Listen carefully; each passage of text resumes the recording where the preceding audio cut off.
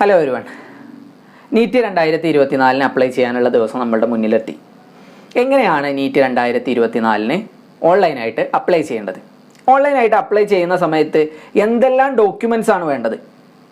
കഴിഞ്ഞ പ്രാവശ്യം കുറേ ഡോക്യുമെൻറ്റ്സ് ഉണ്ടായിട്ടുണ്ടായിരുന്നു. കഴിഞ്ഞ പ്രാവശ്യം NCL ആണെങ്കിൽ NCLൻ്റെ സർട്ടിഫിക്കറ്റ് നമ്മൾ അപ്ലോഡ് ചെയ്യേണ്ടതായിട്ടുണ്ടായിരുന്നു. അതുപോലെ അഡ്രസ് പ്രൂഫ് അപ്ലോഡ് ചെയ്യേണ്ടതായിട്ടുണ്ടായിരുന്നു. ഈ പ്രാവശ്യം ഈ വക കാര്യങ്ങളൊക്കെ എടുത്ത് ഒഴിവാക്കിയിട്ടുണ്ട്. ഇത്രയൊന്നും കാര്യങ്ങൾ നിങ്ങൾക്ക് എന്ത് ചെയ്യേണ്ട ആവശ്യമില്ല, അപ്ലോഡ് ചെയ്യേണ്ട ആവശ്യമില്ല. അപ്പോൾ നിങ്ങൾക്ക് പലപ്പോഴും സംശയം ഉണ്ടാവും, മുൻപ് ചെയ്തിട്ടുള്ള കുട്ടികളാണെങ്കിൽ മുൻപ് ഞാൻ ഇങ്ങനെയൊക്കെ ചെയ്തിട്ടുണ്ടായിരുന്നല്ലോ, ഇപ്പം എന്താ അതൊന്നും വേണ്ടാത്തത് എന്നുള്ള സംശയങ്ങളൊക്കെ ഉണ്ടാവും. അപ്പോൾ അതെല്ലാം നിങ്ങൾക്ക് ക്ലാരിഫൈ ചെയ്ത് തരുന്നതിന് വേണ്ടിയിട്ടാണ് നമ്മൾ ഈ ഒരു വീഡിയോ ചെയ്യുന്നത്.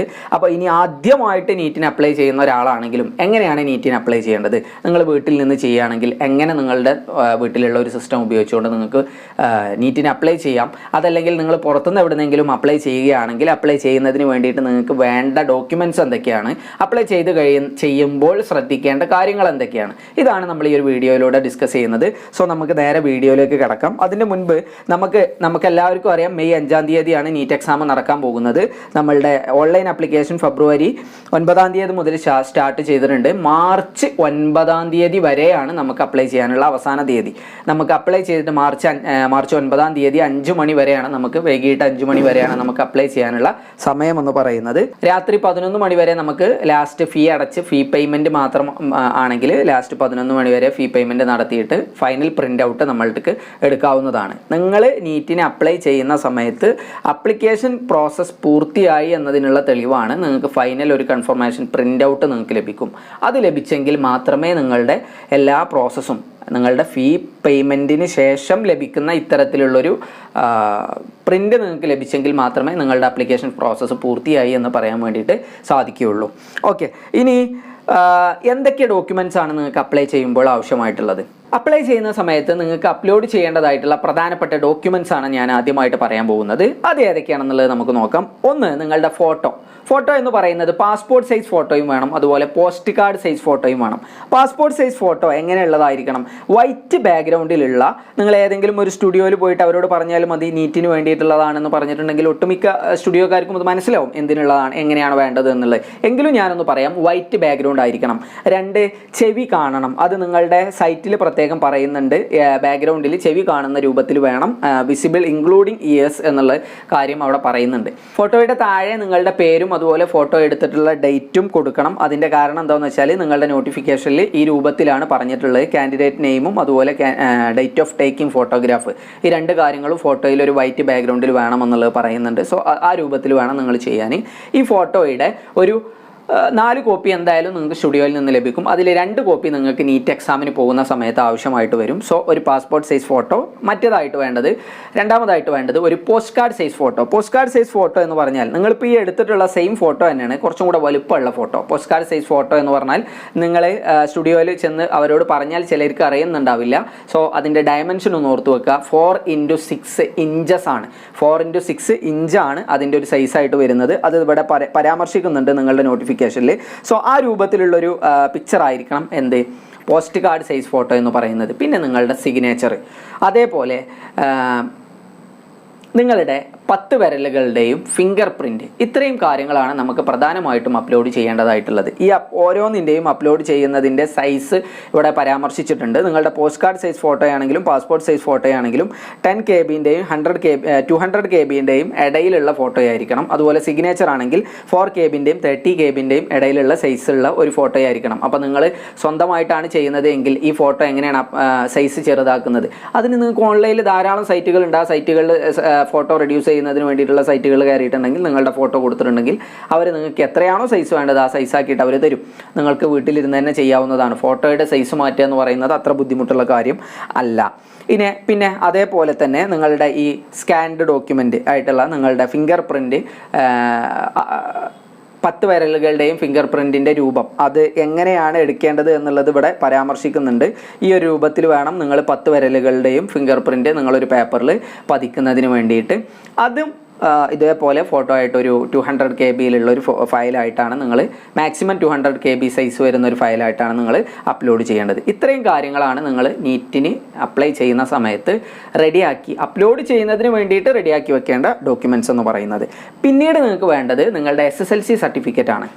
നിങ്ങളുടെ പേര് ഓരോ ഡോക്യുമെൻറ്റിലും പല ഡോക്യുമെൻറ്റിലും ചിലപ്പോൾ പല രൂപത്തിലായിരിക്കും. പക്ഷേ നിങ്ങൾ ഫോളോ ചെയ്യേണ്ടത് നിങ്ങളുടെ മെട്രിക്കുലേഷൻ, നിങ്ങളുടെ SSLC അതല്ലാന്നുണ്ടെങ്കിൽ 10th പാസ് സർട്ടിഫിക്കറ്റിൽ എങ്ങനെയാണോ നിങ്ങളുടെ പേരുള്ളത്, നിങ്ങളുടെ രക്ഷിതാവിൻ്റെ പേരുള്ളത്, അഡ്രസ്സ് ഉള്ളത്, ആ രൂപത്തിലാണ് നിങ്ങൾ ആപ്ലിക്കേഷൻ ഫോം ഫില്ല് ചെയ്യേണ്ടത്. സോ നമുക്ക് എന്തെല്ലാം ഡോക്യുമെൻറ്റ്സ് ആണ് വേണ്ടത് എന്നുള്ള കാര്യം പറഞ്ഞു കഴിഞ്ഞു. ഇനി എങ്ങനെയാണ് നീറ്റ് 2024 അപ്ലൈ ചെയ്യേണ്ടത് എന്നുള്ളത് നോക്കാം. അതിനു വേണ്ടിയിട്ടുള്ള സൈറ്റ് NTA-online.in എന്ന് പറയുന്ന സൈറ്റാണ് നിങ്ങൾ ഓൺലൈനായിട്ട് അപ്ലൈ ചെയ്യുന്നതിന് വേണ്ടിയിട്ട് ഉപയോഗിക്കേണ്ടത്.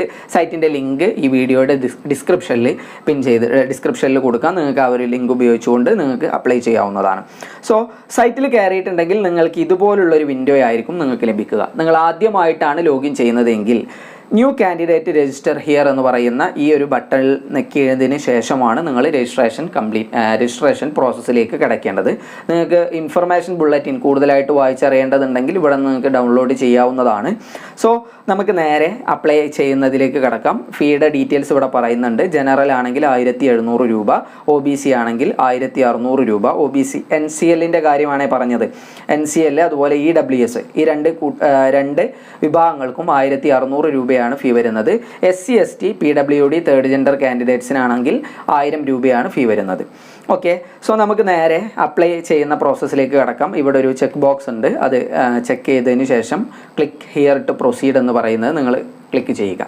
ഇനി നമുക്ക് ആപ്ലിക്കേഷൻ സ്റ്റാർട്ട് ചെയ്യണമെങ്കിൽ ജെയുടെ ആപ്ലിക്കേഷൻ ചെയ്തവരാണെങ്കിൽ നിങ്ങൾക്ക് ഇതുപോലുള്ളൊരു വിൻഡോ തന്നെയാണ് അവിടെ വന്നിട്ടുണ്ടായിരുന്നത്. ഇവിടെ നിങ്ങളുടെ ആധാർ നമ്പർ ഉപയോഗിച്ചോ അതല്ലെങ്കിൽ ഡിജി ലോക്കർ അക്കൗണ്ട് ഉപയോഗിച്ചോ അതല്ലെങ്കിൽ academic bank of credit ABC ID ഉപയോഗിച്ചിട്ടൊക്കെയാണ് നിങ്ങൾക്ക് അപ്ലൈ ചെയ്യാനാവുന്നത്. ഒന്നുകിൽ റേഷൻ കാർഡ്, അതല്ലാന്നുണ്ടെങ്കിൽ പാൻ കാർഡ്, പാസ്പോർട്ട്, അതുപോലെ ആധാർ കാർഡ്, ഡിജി ലോക്കർ ID, ABC ID ഇതിൽ ഏതെങ്കിലും ഒരു ID ഉപയോഗിച്ചിട്ടാണ് നിങ്ങൾക്ക് രജിസ്റ്റർ ചെയ്യാനാവുക.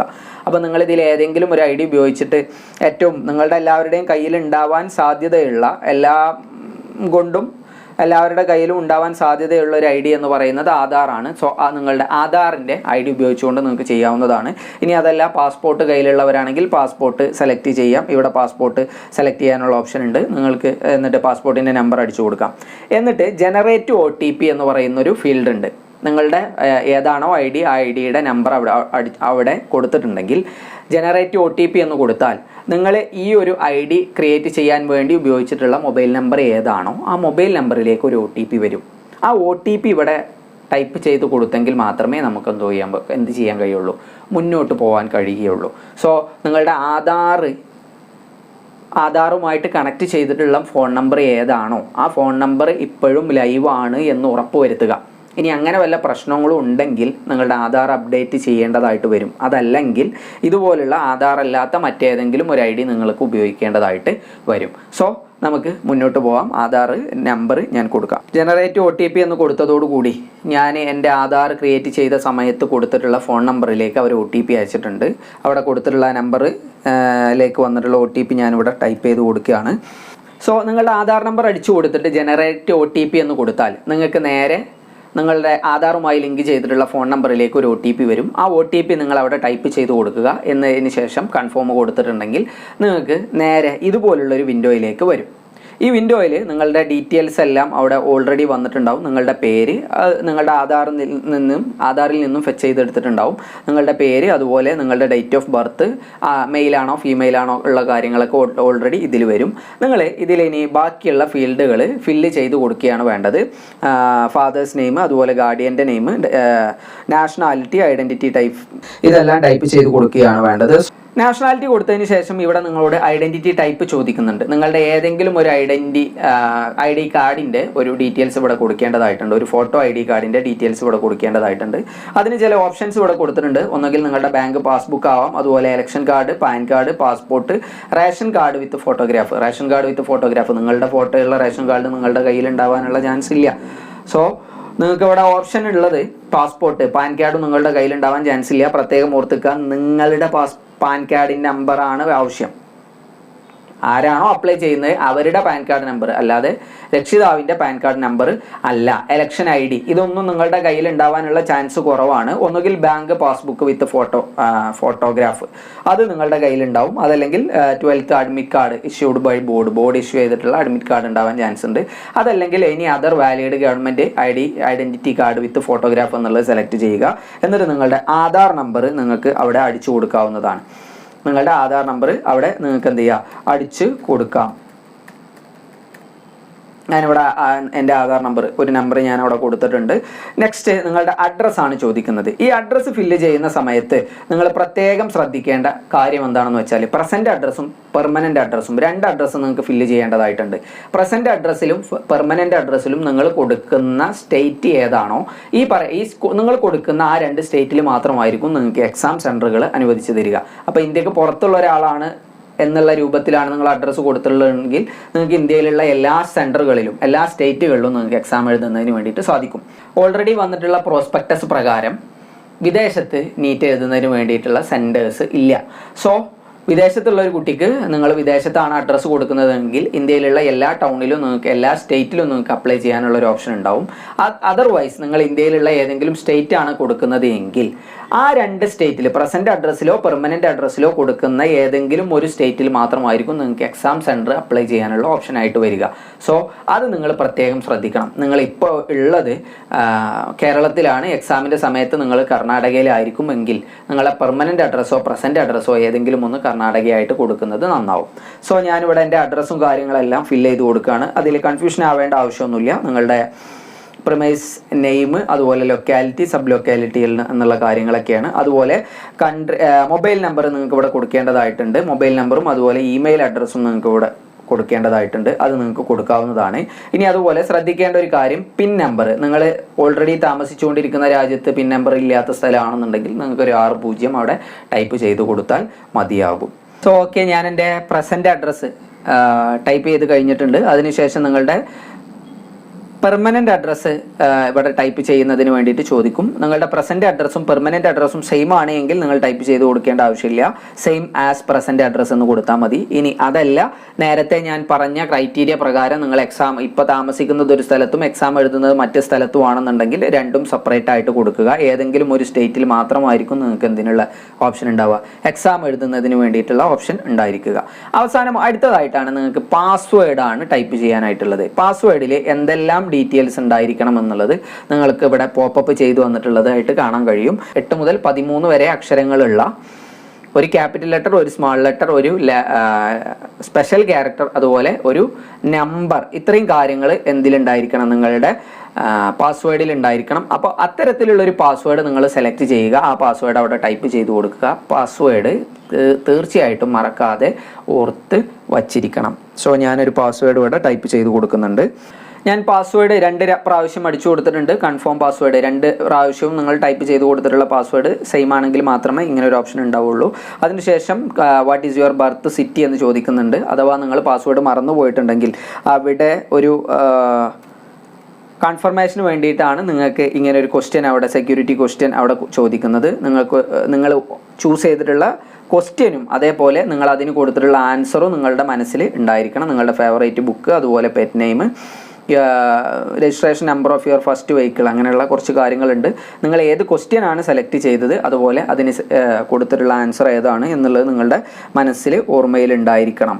അതിനുശേഷം ഓരോ പ്രോസസ്സും ഇതുപോലെ കഴിയുന്ന സമയത്ത് നിങ്ങൾക്ക് ഇതുപോലെ ഒരു സെക്യൂരിറ്റി ക്യാപ്ച അടിച്ചു കൊടുക്കേണ്ടതായിട്ട് വരും. ആ ക്യാപ്ച ടൈപ്പ് ചെയ്തിട്ട് നിങ്ങൾക്ക് സബ്മിറ്റ് ചെയ്തെങ്കിൽ മാത്രമേ അടുത്ത ഒരു ഭാഗത്തേക്ക് നിങ്ങൾക്ക് പോകുന്നതിന് വേണ്ടിയിട്ട് സാധിക്കുകയുള്ളൂ.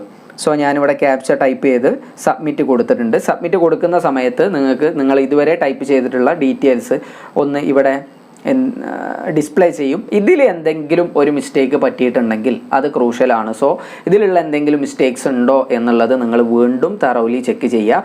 ചെക്ക് ചെയ്തിട്ട് നിങ്ങൾക്ക് എന്തെങ്കിലും പ്രശ്നങ്ങൾ ഉണ്ടെന്നുണ്ടെങ്കിൽ നിങ്ങൾക്ക് ഇവിടെ എഡിറ്റ് ചെയ്യാനുള്ള ഒരു ഓപ്ഷൻ ഉണ്ട്. ചെക്ക് ചെയ്യുന്ന സമയത്ത് ശ്രദ്ധിക്കേണ്ടത്, നിങ്ങൾ തന്നെ ചെക്ക് ചെയ്താൽ സ്വാഭാവികമായിട്ടും നിങ്ങളുടെ കണ്ണിൽ ചിലപ്പോൾ അത് പെട്ടോണമെന്നില്ല. അപ്പോൾ ഏറ്റവും നല്ലത് നിങ്ങളുടെ സുഹൃത്തിനെ കൊണ്ടോ അതോ അല്ലെങ്കിൽ മറ്റാരെങ്കിലും കൊണ്ടോ അതൊന്ന് ചെക്ക് ചെയ്യിപ്പിക്കുന്നതായിരിക്കും നല്ലത്. അതിനുശേഷം ചെക്ക് ചെയ്ത് അതെല്ലാം ശരിയാണെന്ന് ഉറപ്പുവരുത്തിയതിന് ശേഷം നിങ്ങൾക്കിവിടെ നിങ്ങളെല്ലാം ഉറപ്പുവരുത്തി എന്നുള്ളതിന് വേണ്ടിയിട്ട് നിങ്ങൾ ടൈപ്പ് ചെയ്തിട്ടുള്ള ഓരോന്നും ശരിയാണ് എന്നുള്ളതിന് ഇവിടെ ടിക്ക് മാർക്ക് ചെയ്യേണ്ടതുണ്ട്. എങ്കിൽ മാത്രമേ നിങ്ങൾക്ക് താഴെ അടുത്ത ഒരു സ്റ്റെപ്പിലേക്ക് പോകുന്നതിന് വേണ്ടിയിട്ട് സാധിക്കുകയുള്ളൂ. ഞാനെല്ലാം ടിക്ക് ചെയ്തിട്ടുണ്ട്. അതെല്ലാം കഴിഞ്ഞതിന് ശേഷം എല്ലാം കെയർഫുള്ളായിട്ട് വായിച്ച് നോക്കിയിട്ടുണ്ട് എന്ന് പറഞ്ഞ് ഇവിടെ എഗ്രി കൊടുത്തതിന് ശേഷം സബ്മിറ്റ് ആൻഡ് സെൻഡ് OTP എന്ന് പറയുന്ന ഈ ഒരു ഫീൽഡിൽ ക്ലിക്ക് ചെയ്യുക. സബ്മിറ്റ് അടിക്കുന്നതോടുകൂടി നിങ്ങളുടെ മെയിലിലേക്ക് ഒരു OTP വരും. ആ OTP നിങ്ങളിവിടെ ടൈപ്പ് ചെയ്ത് കൊടുക്കുകയാണ് വേണ്ടത്. നിങ്ങൾ നേരത്തെ കൊടുത്തിട്ടുള്ള മെയിൽ അഡ്രസ്സ് ആക്റ്റീവ് ആണ് എന്ന് ഉറപ്പുവരുത്തുക നിർബന്ധമാണ്. കാരണം നിങ്ങൾ കൊടുക്കുന്ന ഓരോ മൊബൈൽ നമ്പറിലേക്കാണെങ്കിലും ഫോൺ നമ്പറിലേക്കാണെങ്കിലും OTP നിങ്ങളെ തേടി വരുന്നതാണ്. സോ ഞാനിവിടെ OTP അടിച്ചു കൊടുത്തതിന് ശേഷം ഒരു സെക്യൂരിറ്റി ക്യാപ്ച ടൈപ്പ് ചെയ്യുന്നതിന് വേണ്ടിയിട്ട് പറഞ്ഞിട്ടുണ്ട്. ഞാനത് ടൈപ്പ് ചെയ്തു. വെരിഫൈ എന്ന് കൊടുത്താൽ അപ്ലൈ കൊടുക്കുന്നതോടുകൂടി ഞാൻ വീണ്ടും നമ്മളുടെ തുടക്കത്തിലുള്ള വിൻഡോയിലേക്ക് എത്തും. തുടക്കത്തിലുള്ള വിൻഡോയിലേക്ക് എത്തുന്ന സമയത്ത് ഇനി നമ്മൾ ചെയ്യേണ്ടത് ഇവിടെ രജിസ്ട്രേഷൻ പ്രോസസ്സ്, നിങ്ങളുടെ പേഴ്സണൽ ഡീറ്റെയിൽസ് കൊടുത്തിട്ടുള്ള ഒരു രജിസ്ട്രേഷൻ പ്രോസസ്സിൻ്റെ ഫസ്റ്റ് സ്റ്റെപ്പ് ഇവിടെ പൂർത്തിയായിട്ടുണ്ട്. ഇനിയുള്ള സ്റ്റെപ്പുകൾ ചെയ്യുന്നതിന് വേണ്ടിയിട്ട് നിങ്ങളുടെ ആപ്ലിക്കേഷൻ നമ്പർ അടിച്ചു കൊടുത്ത് നിങ്ങളുടെ പാസ്വേഡ്, നിങ്ങൾ നേരത്തെ കൊടുത്തിട്ടുള്ള പാസ്വേഡും ടൈപ്പ് ചെയ്ത് കൊടുത്തിട്ടാണ് നിങ്ങൾ ഇനി ചെയ്യേണ്ടത്. സോ അത് എങ്ങനെയാണെന്നുള്ളത് നമുക്ക് നോക്കാം. എങ്ങനെയാണ് നമുക്ക് ആപ്ലിക്കേഷൻ നമ്പർ കിട്ടുക? ആപ്ലിക്കേഷൻ നമ്പർ നമ്മൾ നേരത്തെ കൊടുത്തിട്ടുള്ള മെയിലായിട്ട് നമുക്ക് വന്നിട്ടുണ്ടാവും. ആ മെയിലിൽ കൊടുത്തിട്ടുള്ള ആപ്ലിക്കേഷൻ നമ്പർ വെച്ചിട്ട് വേണം ഇനി അങ്ങോട്ടുള്ള നമ്മളുടെ എല്ലാ പ്രോസസ്സുകളും നമ്മൾ ചെയ്യുന്നതിന് വേണ്ടിയിട്ട്. സോ എൻ്റെ മെയിലിലേക്ക് വന്നിട്ടുള്ള ആപ്ലിക്കേഷൻ നമ്പർ ഞാനിവിടെ ടൈപ്പ് ചെയ്ത് കൊടുക്കുന്നുണ്ട്. അതേപോലെ ഞാൻ നേരത്തെ ചൂസ് ചെയ്തിട്ടുണ്ടായിരുന്ന പാസ്വേഡ് ടൈപ്പ് ചെയ്ത് കൊടുക്കുകയാണ്. ശേഷം സെക്യൂരിറ്റി പിന്നെ ടൈപ്പ് ചെയ്യുന്നതിന് വേണ്ടിയിട്ടുണ്ട്. അത് നമ്മൾ ടൈപ്പ് ചെയ്ത് കൊടുക്കുക, ലോഗിൻ ചെയ്യുക. നിങ്ങളുടെ ആപ്ലിക്കേഷൻ നമ്പറും പാസ്വേഡും ക്യാപ്ചയും ടൈപ്പ് ചെയ്ത് ലോഗിൻ ചെയ്താൽ നിങ്ങൾക്ക് ഇതുപോലുള്ളൊരു വിൻഡോ ആയിരിക്കും ലഭിക്കുക. നമ്മളുടെ രജിസ്ട്രേഷൻ കംപ്ലീറ്റഡ് ആയിട്ട് ഇവിടെ കാണിക്കുന്നുണ്ട്. ഇനി ആപ്ലിക്കേഷൻ ഫോം കംപ്ലീറ്റ് ചെയ്യാനുണ്ട്, അതുപോലെ ഫീ പേയ്മെൻറ്റും കംപ്ലീറ്റ് ചെയ്യാനുണ്ട്. ആപ്ലിക്കേഷൻ നമുക്ക് ഇവിടെ ഈ ലെഫ്റ്റ് സൈഡിലുള്ള ഇവിടെ സെലക്ട് ചെയ്തിട്ടുണ്ടെങ്കിൽ നമുക്ക് ഓരോ കാര്യങ്ങളും നമുക്കിവിടെ ലഭിക്കും. First one contact details. നിങ്ങളുടെ കോൺടാക്ട് ഡീറ്റെയിൽസ് ആണ് ആദ്യമായിട്ട് നിങ്ങൾ കൊടുക്കേണ്ടതായിട്ടുള്ളത്. സോ കോൺടാക്ട് ഡീറ്റെയിൽസ് നമുക്ക് ഫില്ല് ചെയ്ത് കൊടുക്കാം. ഈ ലെഫ്റ്റ് സൈഡിൽ കാണുന്ന ഫീൽഡിൽ നിന്നും നിങ്ങൾക്ക് ഓരോന്ന് സെലക്ട് ചെയ്തിട്ട് അതിൽ അപ്ഡേറ്റ് ചെയ്ത് കൊടുക്കാവുന്നതാണ്. നിങ്ങൾ ഓൾറെഡി ഒരു മൊബൈൽ നമ്പർ കൊടുത്തിട്ടുണ്ട്. അതിൻ്റെ പുറമെ ഒരു എമർജൻസി മൊബൈൽ നമ്പറും കൂടെ നിങ്ങൾക്ക് ഇവിടെ കൊടുക്കേണ്ടതായിട്ടുണ്ട്. സോ ഞാൻ വേറൊരു നമ്പറും കൂടെ ഇവിടെ ടൈപ്പ് ചെയ്ത് കൊടുത്തിട്ടുണ്ട്. അതുപോലെ ഒരു എമർജൻസി ഇമെയിൽ ID അവിടെ കൊടുക്കേണ്ടതായിട്ടുണ്ട്. സോ അങ്ങനെ ഒരു മെയിൽ ID ഞാനിവിടെ ടൈപ്പ് ചെയ്ത് കൊടുക്കുന്നുണ്ട്. കോൺടാക്ട് ഡീറ്റെയിൽസിൽ നിങ്ങൾക്ക് ഒരു എമർജൻസി നമ്പറും അതുപോലെ ഒരു എമർജൻസി മെയിൽ ID ഈ രണ്ട് കാര്യങ്ങളാണ് പ്രധാനമായിട്ടും ടൈപ്പ് ചെയ്ത് കൊടുക്കാനുള്ളത്. അത് രണ്ടും ടൈപ്പ് ചെയ്ത് കഴിഞ്ഞാൽ നിങ്ങൾക്ക് എന്ത് ചെയ്യാവുന്നതാണ്, നിങ്ങളുടെ ക്യാപ്ച അടിച്ച് ടൈപ്പ് ചെയ്തുകൊണ്ട് നിങ്ങൾക്ക് അടുത്ത എഗ്രി ചെയ്ത്, നേരത്തെ ഞാൻ പറഞ്ഞിട്ടുണ്ടായിരുന്നു ഓരോ പ്രോസസ്സ് കഴിയുന്ന സമയത്തും ക്യാപ്ചയും അതുപോലെ എഗ്രിയും ചെയ്തതിന് ശേഷം മാത്രമേ നിങ്ങൾക്ക് അടുത്ത സ്റ്റെപ്പിലേക്ക് പോകാനായിട്ട് സാധിക്കുകയുള്ളൂ. ആ ഒരു പ്രോസസ്സ് കഴിഞ്ഞ് ഞാനിവിടെ ആപ്ലിക്കേഷൻ നോക്കുന്ന സമയത്ത് നിങ്ങൾക്ക് ഇവിടെ കാണാൻ കഴിയും കോൺടാക്ട് ഡീറ്റെയിൽസ് കംപ്ലീറ്റ് എന്ന് പറഞ്ഞിട്ട് ഇവിടെ ഒരു ചെക്കൊക്കെ വന്നിട്ടുണ്ട്. സോ നിങ്ങൾ ഓരോന്ന് ചെയ്യുന്ന സമയത്തും ഇവിടെ അപ്ഡേറ്റ് ആയിക്കൊണ്ടിരിക്കും. അടുത്തതായിട്ട് പേഴ്സണൽ ഡീറ്റെയിൽസ് ആണ്. ഫോം ഫില്ല് ചെയ്യുന്ന സമയത്ത് നിങ്ങൾ ശ്രദ്ധിക്കേണ്ടത് ചുവന്ന സ്റ്റാർ മാർക്കിൽ കൊടുത്തിട്ടുള്ള എല്ലാ ഫീൽഡുകളും നിങ്ങൾ നിർബന്ധമായിട്ടും ഫില്ല് ചെയ്യേണ്ടതാണ്. അതല്ലാത്ത അങ്ങനെ കൊടുക്കാത്ത ചില ഫീൽഡുകൾ ഉണ്ടാവും. അത് നിങ്ങൾ ഫില്ല് ചെയ്തില്ലെങ്കിലും കുഴപ്പം ഇല്ല. ഓക്കെ, സോ അടുത്തതായിട്ട് നിങ്ങളുടെ state UT from where 12th passed or appearing, നിങ്ങളുടെ +2 ഏത് സ്റ്റേറ്റിലാണ് നിങ്ങൾ അപ്ലൈ ചെയ്യുന്നത്, ഏത് സ്റ്റേറ്റിലാണ് നിങ്ങൾ എക്സാം എഴുതുന്നത് എന്നുള്ള കാര്യങ്ങളാണ്. അത് നിങ്ങൾക്ക് അവിടെ ടൈപ്പ് ചെയ്ത് കൊടുക്കാം. നിങ്ങൾ ഡയബറ്റിക് ആണോ എന്നുള്ളതാണ് ചോദിക്കുന്നത്. ഞാനിവിടെ നോ കൊടുക്കുകയാണ്. യെസ് ഉള്ളവരുണ്ടാവും. അത് കാരണം അവർ ചോദിക്കുന്നത് നിങ്ങളുടെ എക്സാം ഹാളിലേക്ക് നിങ്ങൾക്ക് മരുന്നോ മറ്റുള്ള കാര്യങ്ങളൊക്കെ ആക്സസ് ചെയ്യുന്നതിന് വേണ്ടി, അലോ ചെയ്യുന്നതിന് വേണ്ടിയിട്ടാണ്. അടുത്തതായിട്ട് നിങ്ങളുടെ ആനുവൽ ഫാമിലി ഇൻകം ചോദിക്കുന്നുണ്ട്. ഈ കൊടുക്കുന്ന ഇൻകം കറക്റ്റ് ആക്യുറേറ്റ് ആയിരിക്കണം. ഇതിന് വേണ്ടിയിട്ട് തഹസിൽദാരുടെ കയ്യിൽ നിന്നും ഇൻകം സർട്ടിഫിക്കറ്റ് ഒന്നും ഉണ്ടാക്കേണ്ട ആവശ്യമില്ല. അത് ജസ്റ്റ് ഡാറ്റ കളക്ഷന് വേണ്ടിയിട്ട് എൻട്രി ചെയ്യാൻ നടത്തുന്നതാണ്. നിങ്ങൾക്കൊരു ഇൻകം നിങ്ങൾക്ക് അവിടെ സെറ്റ് ചെയ്ത് കൊടുക്കാവുന്നതാണ്. നിങ്ങൾ minority, do you belong to minority എന്നിവിടെ ചോദിക്കുന്നുണ്ട്. ബിലോങ് ടു മൈനോറിറ്റി ആണോ അല്ലേ എന്നുള്ളത് കൊടുക്കുക. നിങ്ങൾ EWS ആണോ അതുപോലെ OBC NCL ആണോ, ഈ രണ്ട് കാറ്റഗറി ആണെങ്കിൽ മാത്രമാണ് നിങ്ങളുടെ ഫീലും അതുപോലെ റിസർവേഷനിലും ഒക്കെ നിങ്ങളെ ബാധിക്കുകയുള്ളൂ. അതല്ലാത്ത മറ്റുള്ള കാറ്റഗറി എല്ലാം ജനറൽ ആയിട്ടാണ് പരിഗണിക്കുന്നത്. സോ നിങ്ങൾക്ക് എന്ത് ചെയ്യാം, അവിടെ യെസ് എന്ന് കൊടുക്കാം. മോഡ് ഓഫ് പ്രിപ്പറേഷൻ, നിങ്ങൾ എങ്ങനെയാണ് പ്രിപ്പയർ ചെയ്തിട്ടുള്ളത്, നിങ്ങൾ സെൽഫ് സ്റ്റഡി ആയിരുന്നോ, ഓൺലൈൻ കോച്ചിങ് ആയിരുന്നോ, അല്ലെങ്കിൽ ട്യൂഷൻ ആയിരുന്നോ എന്നുള്ള കാര്യങ്ങളെല്ലാം നിങ്ങൾക്ക് ഇവിടെ ഇതെല്ലാം ഞാൻ നേരത്തെ പറഞ്ഞു ഡാറ്റ കളക്ഷന് വേണ്ടിയിട്ടാണ്. നിങ്ങൾക്ക് എന്ത് വേണമെങ്കിലും ഇവിടെ കൊടുക്കാവുന്നതാണ്. സോ നിങ്ങളുടെ ഒരു രീതിക്കനുസരിച്ച് നിങ്ങൾക്ക് അവിടെ കൊടുക്കാവുന്നതാണ്. അടുത്തൊരു ഫീൽഡിൽ നമുക്ക് ഇവിടെ കാണാൻ സാധിക്കും. ഈ ഒരു ഫീൽഡിൽ ചോദിക്കുന്നത് നിങ്ങൾ കസ്റ്റം ആയിട്ടുള്ള എന്തെങ്കിലും ഡ്രസ്സസ്, റിലീജിയസ് ആയിട്ടുള്ള ഡ്രസ്സസ് ധരിക്കുന്നതിന് വേണ്ടിയിട്ട്, അല്ലെങ്കിൽ നീറ്റ് NTA സജസ്റ്റ് ചെയ്യുന്ന ഡ്രസ്സ് അല്ലാത്ത മറ്റെന്തെങ്കിലും ഡ്രസ്സ് നിങ്ങൾക്ക് ധരിക്കുന്നുണ്ടോ ഇല്ലേ എന്നുള്ള കാര്യങ്ങളാണ് ഇവിടെ ചോദിക്കുന്നത്. അങ്ങനെയാണെങ്കിൽ നിങ്ങൾ എക്സാം എഴുതുന്നതിൻ്റെ കുറച്ച് മുൻപ് നേരത്തെ എക്സാം സെൻറ്ററിലെത്തി നിങ്ങൾ അവിടെ നിഷ്കർഷിച്ചിട്ടുള്ള പരിശോധന കഴിഞ്ഞതിന് ശേഷം മാത്രമേ നിങ്ങൾക്ക് അകത്തേക്ക് പ്രവേശിക്കാൻ കഴിയുള്ളൂ. നിങ്ങൾക്ക് അത്തരത്തിലുള്ള ഡ്രസ്സ് ധരിക്കാം. അങ്ങനെ ഉണ്ടെങ്കിൽ നിങ്ങളവിടെ SC എന്ന് കൊടുക്കണം എന്നുള്ളത് മാത്രം. അടുത്തതായിട്ട് നിങ്ങൾ ഫില്ല് ചെയ്യേണ്ട ഫീൽഡ് വെരി ഇമ്പോർട്ടൻറ്റ്. അവിടെ നിങ്ങൾക്ക് ഫില്ല് ചെയ്യാനുള്ളത് നിങ്ങൾ ജനറൽ, നിങ്ങളുടെ കാറ്റഗറിയാണ് ഫില്ല് ചെയ്യേണ്ടത്. ജനറൽ ആണോ, ജനറൽ EWS ആണോ, OBC ആണോ, SC ആണോ, ST ആണോ? നിങ്ങൾ OBC ആണോ എന്നല്ല ചോദിച്ചിട്ടുള്ളത്, OBC NCL ആണോ എന്നുള്ളതാണ് ചോദിച്ചിട്ടുള്ളത്. അതും സെൻട്രൽ ലിസ്റ്റ് പ്രകാരം നിങ്ങൾ OBC NCLൽ പെടുന്ന ആളാണോ? നിങ്ങൾക്ക് സംശയം ഉണ്ടെങ്കിൽ നിങ്ങളുടെ അക്ഷയ സെൻറ്ററിലോ അതുപോലെ വില്ലേജ് ഓഫീസിലോ താലൂക്ക് ഓഫീസിൽ നിന്നുള്ള സർട്ടിഫിക്കറ്റാണ് നിങ്ങൾക്ക് ആവശ്യമായിട്ടുള്ളത്. ഈ NCL വിഭാഗത്തിൽ നിങ്ങൾ പെടുന്ന ആളാണോ അല്ലേ എന്നുള്ളത് നിങ്ങൾക്ക് ചെക്ക് ചെയ്തതിന് ശേഷം നിങ്ങൾക്ക് NCLൽ അപ്ലൈ ചെയ്യാവുന്നതാണ്. അവിടെ മാത്രമേ ഒരു കൺഫ്യൂഷൻ വരുന്നുള്ളൂ. അതുപോലെ EWS നിങ്ങൾ EWS റിസർവേഷൻ യോഗ്യനാണോ എന്നുള്ള കാര്യം നിങ്ങൾക്ക് അന്വേഷിച്ചിട്ട് മനസ്സിലാക്കാവുന്നതാണ്. ഇനി ഇവിടെ ശ്രദ്ധിക്കേണ്ട കാര്യം എന്താണെന്ന് വെച്ചാൽ, നിങ്ങൾ അപ്ലൈ ചെയ്യുന്ന സമയത്ത് നിങ്ങൾ ജനറൽ ആയിട്ട് കൊടുത്തു, പിന്നീടാണ് മനസ്സിലായത് നിങ്ങൾ NCL ആണ് എന്നുള്ളത്. പിന്നീട് ആപ്ലിക്കേഷൻ നീറ്റ് എക്സാം എല്ലാം കഴിഞ്ഞിട്ട് അലോട്ട്മെൻറ്റിൻ്റെ സമയത്ത് നിങ്ങൾക്കിത് മാറ്റാൻ സാധിക്കുമോ? സാധിക്കില്ല. നേരെ മറിച്ച് നിങ്ങളിപ്പോൾ NCL കൊടുത്തു, കുറച്ച് കഴിഞ്ഞിട്ട് നിങ്ങൾ NCL അല്ല എന്ന് ബോധ്യപ്പെട്ടു, അപ്പോൾ ജനറലിലേക്ക് മാറ്റാൻ പറ്റുമോ? മാറ്റാൻ കഴിയും. ഓക്കെ എന്ന് കരുതി NCL അല്ലാത്തവർ NCL എന്ന് പറഞ്ഞിട്ട് കൊടുക്കാൻ നിൽക്കണ്ട, നേരെ ജനറൽ കൊടുത്തിട്ട് മുന്നോട്ട് പോയാൽ മതി. സോ നിങ്ങൾക്ക് എന്തെങ്കിലും സംശയം ഉണ്ടെങ്കിൽ നിങ്ങൾക്ക് നിങ്ങളുടെ കറസ്പോണ്ടിങ് ആയിട്ടുള്ള വില്ലേജ് ഓഫീസിലോ അതുപോലെ താലൂക്ക് ഓഫീസുകളിലോ ചോദിച്ചിട്ട് മനസ്സിലാക്കാവുന്നതാണ്. പ്രത്യേകം ഓർക്കുക, ഇപ്പോൾ എന്തിൻ്റെ ആവശ്യമില്ല. NCL ആണെങ്കിൽ NCL നോൺ ക്രിമിനൽ സർട്ടിഫിക്കറ്റിൻ്റെ ആവശ്യമില്ല. EWS ആണെങ്കിൽ EWSൻ്റെ സർട്ടിഫിക്കറ്റിൻ്റെ ആവശ്യമില്ല. നിങ്ങളാണോ അല്ലയോ എന്ന് മാത്രം പറഞ്ഞാൽ മതിയാകും. കഴിഞ്ഞ പ്രാവശ്യം NCL സർട്ടിഫിക്കറ്റ് അപ്ലോഡ് ചെയ്യേണ്ടതായിട്ടുണ്ടായിരുന്നു, ഇപ്രാവശ്യം അത് ഇല്ല. സോ ഞാനിവിടെ OBS NCL എന്ന് കൊടുത്തിട്ടുണ്ട്. പ്ലേസ് ഓഫ് റെസിഡൻസ് റൂറൽ ആണോ അർബൻ ആണോ എന്നുള്ള കാര്യങ്ങൾ നിങ്ങൾക്ക് അവിടെ കൊടുക്കാവുന്നതാണ്. റിലീജിയസ് മൈനോറിറ്റിയിൽ പെട്ടിട്ടുള്ള ആളാണോ, ഏത് റിലീജിയൻ ആണ് എന്നുള്ളത് നിങ്ങൾക്ക് അവിടെ കൊടുക്കാം. കൺട്രി ഓഫ് റെസിഡൻസ്, നിങ്ങൾ ഏത് രാജ്യത്ത് താമസിക്കുന്ന ആളാണ് എന്നുള്ളത് നിങ്ങൾക്ക് അവിടെ സെലക്ട് ചെയ്യാവുന്നതാണ്. ശേഷം വീണ്ടും ക്യാപ്ച ടൈപ്പ് ചെയ്തുകൊണ്ട് അടുത്ത ഫീൽഡിലേക്ക് നിങ്ങൾക്ക് പോകാവുന്നതാണ്. വീണ്ടും ക്യാപ്ച ടൈപ്പ് ചെയ്യുക. നിങ്ങൾ എഗ്രി കൊടുത്തതിന് ശേഷം വീണ്ടും എന്ത് ചെയ്യാം, സേവ് ആൻഡ് നെക്സ്റ്റ് ടൈപ്പ് ചെയ്ത് നിങ്ങൾക്ക് അടുത്ത സ്റ്റെപ്പിലേക്ക് പോകാവുന്നതാണ്.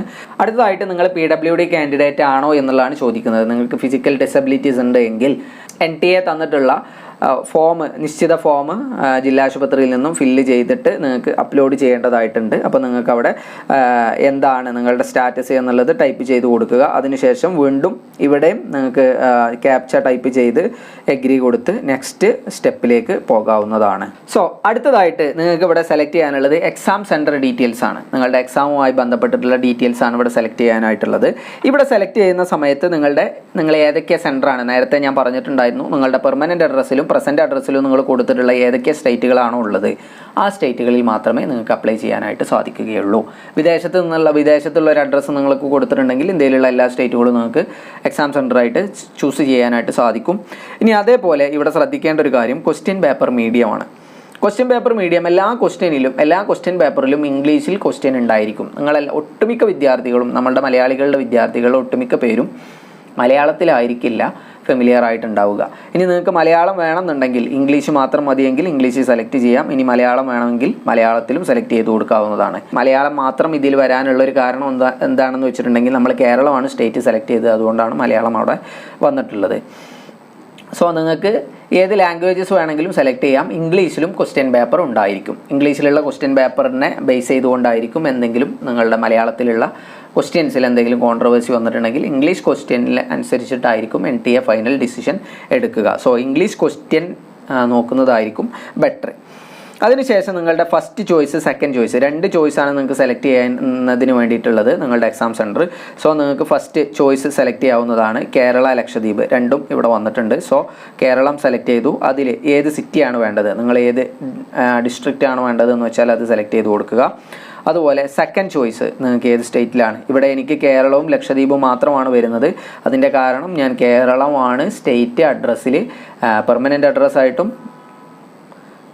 പ്രസൻറ്റ് അഡ്രസ്സായിട്ടും കൊടുത്തിട്ടുള്ളത് എന്നുള്ളത് കൊണ്ടാണ്. സോ ഞാൻ 2 ജില്ലകൾ ഇവിടെ സെലക്ട് ചെയ്തിട്ടുണ്ട്. ഒട്ടുമിക്ക പേർക്കും ഫസ്റ്റ് ചോയ്സ് ഉള്ള ജില്ല ഏതാണോ അത് തന്നെ കിട്ടാറുണ്ട്.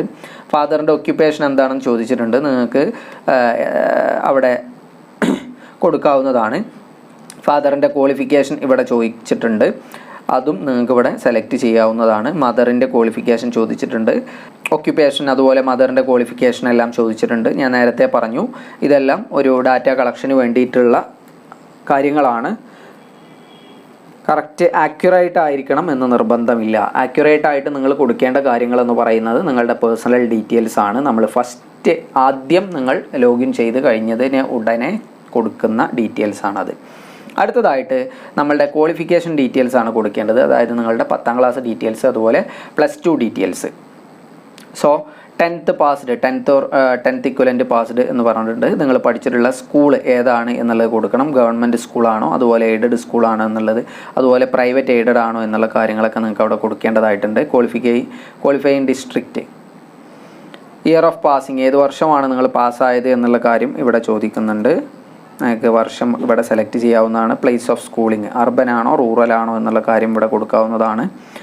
ക്വാളിഫയിങ് സ്റ്റേറ്റ്, ഏത് സ്റ്റേറ്റിൽ നിന്നാണ് നിങ്ങൾ ക്വാളിഫൈ ചെയ്തിട്ടുള്ളത്. അതുപോലെ ക്വാളിഫയിങ് ഡിസ്ട്രിക്റ്റ്, ഏത് ഡിസ്ട്രിക്റ്റിൽ നിന്നാണ് നിങ്ങൾ 10ാം ക്ലാസ് പാസ്സായത് എന്നുള്ള കാര്യം അവിടെ കൊടുക്കണം. സ്കൂൾ ഏത് ബോർഡിൻ്റെ കീഴിലാണ് നിങ്ങൾ 10ാം ക്ലാസ് പാസ്സായത് എന്നുള്ള കാര്യവും ഇവിടെ കൊടുക്കേണ്ടതായിട്ടുണ്ട്.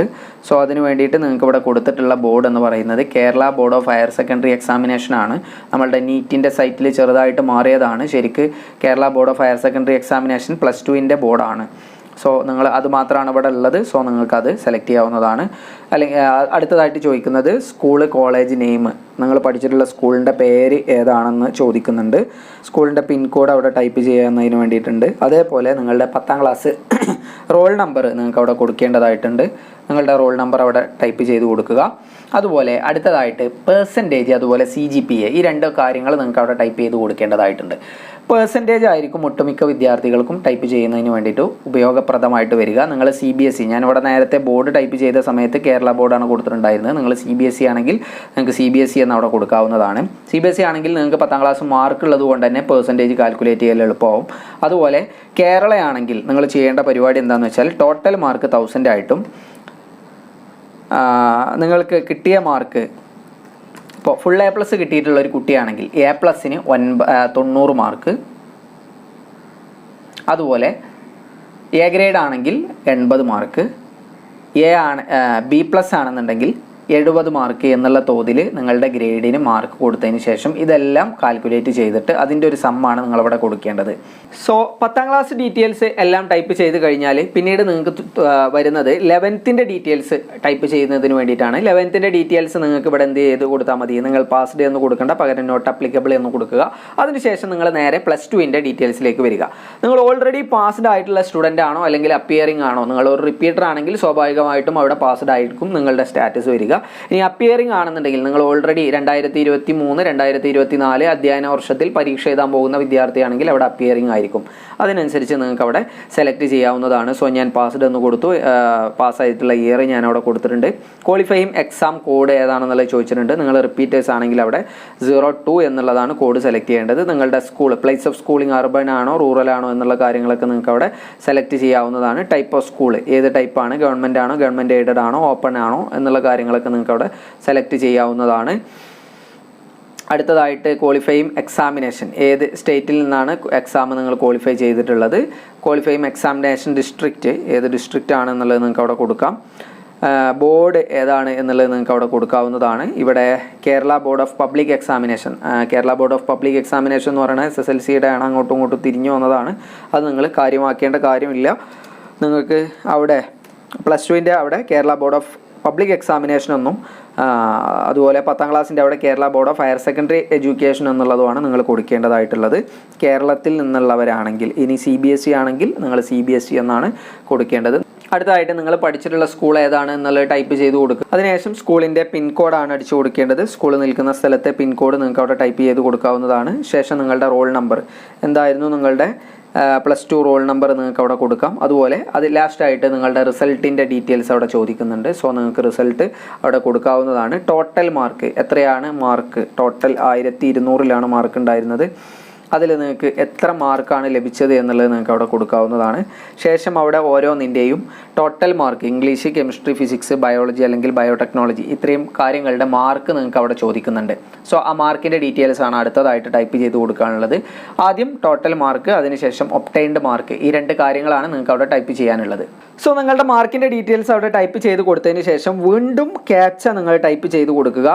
വീണ്ടും ക്യാപ്ച വന്നുകൊണ്ടിരിക്കും. ശേഷം എഗ്രി എന്നുള്ള ഈ ഒരു സ്റ്റേറ്റ്മെൻറ്റ് ചെക്ക് ബോക്സ് ടിക്ക് ചെയ്തതിന് ശേഷം നിങ്ങൾക്ക് നേരെ സേവ് ആൻഡ് നെക്സ്റ്റ് കൊടുത്ത് അടുത്ത പേജിലേക്ക് നിങ്ങൾക്ക് പോകാവുന്നതാണ്. അവിടെ നിങ്ങളുടെ അഡീഷണൽ ഡീറ്റെയിൽസ് ആണ് കൊടുക്കേണ്ടതായിട്ടുള്ളത്. So are you a twin and both appearing for NEET എന്നുള്ള കാര്യം ചോദിക്കുന്നുണ്ട്. നിങ്ങൾ ട്വിൻസ് ആണെങ്കിൽ അവിടെ നിങ്ങൾക്ക് സെലക്ട് ചെയ്യാവുന്നതാണ്. ഇനി അതല്ലെങ്കിൽ പ്രശ്നമില്ല. Did you ever appear NEET UG examination, നിങ്ങൾ ഇതിൻ്റെ മുൻപ് നീറ്റ് എക്സാമിനേഷൻ അപ്പിയർ ചെയ്തിട്ടുണ്ടോ എന്നുള്ള കാര്യമാണ് ചോദിക്കുന്നത്. ഇതിൻ്റെ മുൻപ് അപ്പിയർ ചെയ്തിട്ടുണ്ടെങ്കിൽ എസ് എന്ന് കൊടുക്കാം, ഇല്ലെങ്കിൽ നോ എന്ന് കൊടുക്കാവുന്നതാണ്. എത്ര പ്രാവശ്യം ഇതിൻ്റെ മുൻപ് നീറ്റിന് അപ്ലൈ ചെയ്തിട്ടുണ്ട് എന്നുള്ള കാര്യം കൂടെ അവിടെ ചോദിക്കുന്നുണ്ട്. ആ ഡീറ്റെയിൽസും കൂടെ കൊടുത്തിട്ടുണ്ടെങ്കിൽ നിങ്ങൾക്ക് നേരെ അടുത്ത പേജിലേക്ക് പോകാവുന്നതാണ്. വീണ്ടും ക്യാപ്ച ടൈപ്പ് ചെയ്യുക, എഗ്രി ചെക്ക് ബോക്സ് ടിക്ക് ചെയ്യുക, സേവ് ആൻഡ് നെക്സ്റ്റ് കൊടുത്തിട്ട് അടുത്ത പേജിലേക്ക് നിങ്ങൾക്ക് പോകാവുന്നതാണ്. അടുത്തതായിട്ട് നിങ്ങളുടെ ഡോക്യുമെൻറ്റ്സ് അപ്ലോഡ് ചെയ്യുന്നതിന് വേണ്ടിയിട്ടുള്ള വിൻഡോ ആണ്. നിങ്ങളുടെ ഫോട്ടോ, സിഗ്നേച്ചർ, അതുപോലെ പോസ്റ്റ് കാർഡ് സൈസ് ഫോട്ടോ, അതുപോലെ തമ്പ് ഇംപ്രഷൻസ്, ഇത്രയും ഡീറ്റെയിൽസ് നിങ്ങൾക്ക് ഇവിടെ അപ്ലോഡ് ചെയ്യുന്നതിന് വേണ്ടിയിട്ടുണ്ട്. നിങ്ങൾ അപ്ലോഡ് ചെയ്യുന്ന എല്ലാ ഫയൽസും JPG ഫോർമാറ്റിലുള്ളതും, സിഗ്നേച്ചർ ഒഴികെ ബാക്കിയെല്ലാം 10 KB-യുടെയും 200 KB-യുടെയും ഇടയിൽ സൈസ് ഉള്ളതും, സിഗ്നേച്ചർ ആണെങ്കിൽ 30-ൻ്റെയും 30 KB-യുടെയും അതുപോലെ 4 KB-യുടെയും ഇടയിലുള്ളതും ആയിരിക്കണം. സോ നിങ്ങൾ ഫോട്ടോസ് അപ്ലോഡ് ചെയ്യും. ഓക്കെ, ഞാൻ എൻ്റെ എല്ലാ ഫയൽസും സെലക്ട് ചെയ്ത് അപ്ലോഡ് ചെയ്തിട്ടുണ്ട്. വീണ്ടും സേവ് ആൻഡ് നെക്സ്റ്റ് കൊടുത്തിട്ട് അടുത്ത വിൻഡോയിലേക്ക് പോവാം. അടുത്ത വിൻഡോയിൽ നിങ്ങൾ ടൈപ്പ് ചെയ്ത് കൊടുത്തിട്ടുള്ള എല്ലാ ഡീറ്റെയിൽസും വീണ്ടും ഒരു പ്രാവശ്യം കൂടെ നിങ്ങൾക്ക് ചെക്ക് ചെയ്യുന്നതിന് വേണ്ടി ഇവിടെ വരുന്നുണ്ട്. എല്ലാ ഡീറ്റെയിൽസും കറക്റ്റാണ് എന്ന് ഉറപ്പ് വരുത്തിയതിന് ശേഷം മാത്രം റിവ്യൂയിലേക്ക് പോവാം. ഇനി അതിലെന്തെങ്കിലും പ്രശ്നങ്ങൾ നിങ്ങൾക്ക് തോന്നുന്നുണ്ടെങ്കിൽ നിങ്ങൾക്ക് എന്ത് ചെയ്യാവുന്നതാണ്, എഡിറ്റ് ചെയ്യാനുള്ള ഓപ്ഷൻ ഇവിടെ ഉണ്ട്. നിങ്ങൾക്ക് എന്തെങ്കിലും പ്രശ്നങ്ങളുണ്ടെങ്കിൽ ഇവിടെ നിന്ന് നിങ്ങൾക്ക് ചെക്ക് ചെയ്തിട്ട് വെരിഫൈ ചെയ്യാവുന്നതാണ്. നിങ്ങൾ നേരത്തെ കൊടുത്തിട്ടുള്ള മൊബൈൽ നമ്പർ ഇവിടെ ഓൾറെഡി വരുന്നതായിരിക്കും. സോ വീണ്ടും ക്യാപ്ച ടൈപ്പ് ചെയ്ത് കൊടുത്തതിന് ശേഷം നിങ്ങൾക്ക് അടുത്ത സെൻഡ് OTP എന്ന് പറയുന്ന ഈ ഒരു ബട്ടണിൽ ക്ലിക്ക് ചെയ്തുകൊണ്ട് നിങ്ങളുടെ ഫോണിലേക്ക് OTP സെൻഡ് ചെയ്യാവുന്നതാണ്. OTP നിങ്ങളുടെ ഫോണിലേക്ക് ഓട്ടോമാറ്റിക്കായിട്ട് സെൻഡ് ചെയ്യപ്പെടും. സെൻഡ് ചെയ്തിട്ടുള്ള OTPയിലുള്ള കോഡ് നിങ്ങൾക്ക് ഇവിടെ ടൈപ്പ് ചെയ്ത് കൊടുക്കാവുന്നതാണ്. നിങ്ങൾ ഓൾറെഡി കൊടുത്തിട്ടുള്ള മൊബൈൽ നമ്പറിലേക്ക് OTP വരുന്നതായിരിക്കും. ആ OTP ടൈപ്പ് ചെയ്തതിന് ശേഷം നിങ്ങളുടെ കൊടുത്തിട്ടുള്ള ക്യാപ്ചയും കൂടെ ടൈപ്പ് ചെയ്തുകൊണ്ട് നിങ്ങൾക്ക് മുന്നോട്ട് പോകാവുന്നതാണ്. ഇനി അഥവാ നിങ്ങൾക്ക് OTP കുറച്ച് സമയത്തിനുള്ളിൽ എത്തിയിട്ടില്ല എങ്കിൽ നിങ്ങൾക്ക് റീസെൻറ്റ് OTP എന്ന് പറയുന്ന ഈ ഒരു ബട്ടൺ ടൈപ്പ് ചെയ്ത് കൊടുത്തിട്ട് നിങ്ങൾക്ക് ഒരു പ്രാവശ്യം കൂടെ OTP സെൻഡ് ചെയ്യിക്കാവുന്നതാണ്. സോ നിങ്ങളുടെ ആ ഒരു പ്രോസസ്സ് അവിടെ എന്ത് ചെയ്തിട്ടുണ്ട്, കംപ്ലീറ്റ് ആയിട്ടുണ്ട്. ഇനി ആപ്ലിക്കേഷനിൽ ഏറ്റവും അവസാനമായിട്ടുള്ള ഫൈനൽ സബ്മിറ്റ് ഒഴിച്ച് ബാക്കി എല്ലാ ഫീൽഡ്സും കംപ്ലീറ്റ് ആയിട്ട് നിങ്ങൾക്ക് ഇവിടെ കാണാവുന്നതാണ്. Click here to complete your application എന്ന് പറയുന്ന ഈ ഒരു ബട്ടണിൽ ക്ലിക്ക് ചെയ്തതിന് ശേഷം നിങ്ങൾക്ക് ആപ്ലിക്കേഷൻ കംപ്ലീറ്റ് ചെയ്ത് മുന്നോട്ട് പോകാവുന്നതാണ്. എല്ലാ ഡീറ്റെയിൽസും കൊടുത്തത് ശരിയാണ് എന്ന് വീണ്ടും ഉറപ്പുവരുത്തിയതിന് ശേഷം നിങ്ങൾക്ക് എന്ത് ചെയ്യാവുന്നതാണ്, ഫൈനൽ സബ്മിറ്റ് കൊടുക്കാവുന്നതാണ്. ഫൈനൽ സബ്മിറ്റ് കൊടുക്കുന്ന സമയത്ത് നിങ്ങൾക്ക് ഇവിടെ കുറച്ച് കാര്യങ്ങൾ ചോദിക്കുന്നുണ്ട്. ആ കൊടുത്തിട്ടുള്ള എല്ലാ ഡീറ്റെയിൽസും ശരിയാണ് എന്നുള്ളത് ഒന്നുകൂടെ ഉറപ്പുവരുത്തിയതിന് ശേഷം നിങ്ങളുടെ date of birth, gender, email ID അതുപോലെയുള്ള എല്ലാ കാര്യങ്ങളും നിങ്ങൾ ടൈപ്പ് ചെയ്ത് കൊടുത്തത് ശരിയാണ് എന്നുള്ളത് ഉറപ്പ് വരുത്തുക. അതിനുശേഷം ഫൈനൽ സബ്മിറ്റ് കൊടുക്കുക. ഫൈനൽ സബ്മിറ്റ് കൊടുത്തു കഴിഞ്ഞിട്ടുണ്ടെങ്കിൽ നിങ്ങൾക്ക് ഒരിക്കലും ഇനി നിങ്ങൾ ടൈപ്പ് ചെയ്ത് കൊടുത്തിട്ടുള്ള ഡീറ്റെയിൽസ് എന്ത് ചെയ്യാൻ കഴിയില്ല, എഡിറ്റ് ചെയ്യുന്നതിന് വേണ്ടിയിട്ട് സാധിക്കില്ല. കാരണം നിങ്ങൾക്ക് ഇവിടെ ഞാൻ എഡിറ്റ് ചെയ്യാൻ വേണ്ടി ശ്രമിച്ച സമയത്ത് വന്നിട്ടുള്ള ഒരു മെസ്സേജ് നിങ്ങൾക്ക് ഇവിടെ കാണാവുന്നതാണ്. You have already submitted your application, download your application എന്ന് പറയുന്ന ഒരു വിൻഡോയാണ് എനിക്കിവിടെ വരുന്നത്. അതിനുശേഷം നിങ്ങളുടെ ഫീ പേയ്മെൻറ്റിലേക്കാണ് നിങ്ങൾ പോവുക. സോ നേരെ ഫീ പേയ്മെൻറ്റിലേക്ക് പോയിട്ടുണ്ടെങ്കിൽ നിങ്ങൾ കൊടുത്തിട്ടുള്ള കാറ്റഗറി അനുസരിച്ച് നിങ്ങൾക്ക് എന്ത് ചെയ്യും എമൗണ്ട് ഇവിടെ ഓട്ടോമാറ്റിക്കായിട്ട് ജനറേറ്റ് ആയിട്ട് വരും. ഞാൻ OBC NCL ആണ് കൊടുത്തിട്ടുണ്ടായിരുന്നത്. സോ എനിക്ക് 1600 രൂപയാണ് ഫീ വന്നിട്ടുള്ളത്. ഞാൻ ഫീ പേയ്മെൻറ്റിലേക്ക് കടന്നിട്ടുണ്ടെങ്കിൽ നിങ്ങൾക്ക് ഇവിടെ കുറച്ച് പേയ്മെൻറ്റ് ഗേറ്റ് വേസ് നിങ്ങൾക്ക് കാണാൻ സാധിക്കും. നിങ്ങൾക്ക് ഏതെങ്കിലും ഒരു പേയ്മെൻറ്റ് ഗേറ്റ് വേ സെലക്ട് ചെയ്യാം. അതുവഴി നിങ്ങൾക്ക് ഓൺലൈനായിട്ട് പണം അടക്കാവുന്നതാണ്. നിങ്ങൾക്ക് UPI വഴിയോ അതല്ലെങ്കിൽ നിങ്ങളുടെ ക്രെഡിറ്റ് കാർഡ്, ഡെബിറ്റ് കാർഡ് വഴിയോ നിങ്ങൾക്ക് ഫീ അടക്കാവുന്നതാണ്. ഓൺലൈനായിട്ട് മാത്രമേ ഫീ അടക്കാനുള്ള ഓപ്ഷൻ നിലവിൽ ഉള്ളൂ.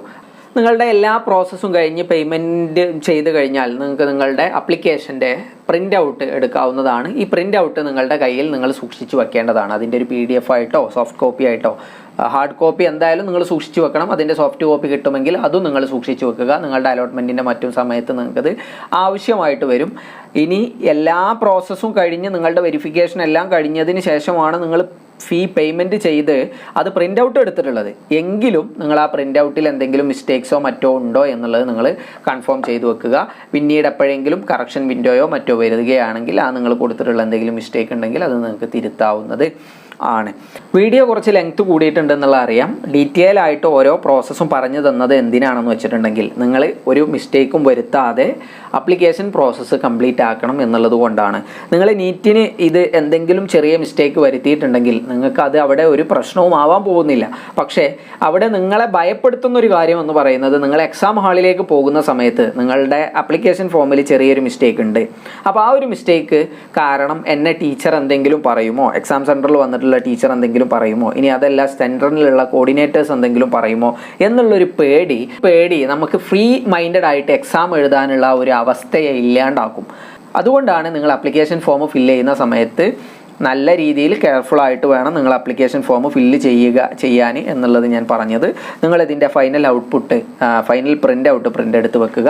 മെയ് 5-ാം തീയതി വൈകിട്ട് എക്സാം കഴിഞ്ഞ് എക്സാം ഹാളിൽ നിന്നും പുറത്തേക്ക് ഇറങ്ങുമ്പോൾ പുഞ്ചിരിച്ച് എക്സാം ഹാളിൽ നിന്ന് പുറത്തേക്ക് ഇറങ്ങാൻ കഴിയട്ടെ. റിസൾട്ട് വരുന്ന ദിവസം നിങ്ങളുടേതായിരിക്കട്ടെ എന്ന് ആശംസിച്ചുകൊണ്ട് ഞാൻ നിർത്തുന്നു. Thank you.